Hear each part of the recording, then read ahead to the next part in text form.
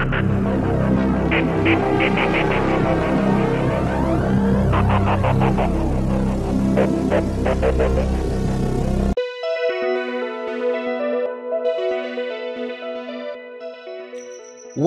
खाडीपात्रात आलेल्या 200 किलो वजनी शार्क माशाने मासेमारीसाठी गेलेल्या तरुणाच्या पायाला चावा घेत गंभीर जखमी केली असल्याची घटना घडली असून तरुणाला उपचारासाठी सिल्वासा येथील रुग्णालयात दाखल करण्यात आले आहे.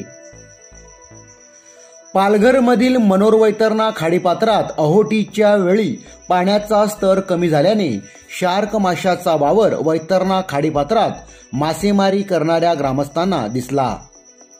शार्क माशाने खाडीपात्रात मासेमारी करण्यासाठी गेलेल्या तरुणाला खाडीपात्र ओलांडताना चावा घेत पायाचा लचका तोडला आहे. जखमी तरुणाला गायकवाड डोंगरीवरील ग्रामस्थांनी उपचारासाठी खासगी रुग्णालयात दाखल केले होते. शार्क माशाला पकडण्यात ग्रामस्थांना यश आलं आहे. विकी सुरेश गोवारी वय 32 असे तरुणाचे नाव असून त्यास सिल्वासा रुग्णालयात हलवण्यात आले आहे.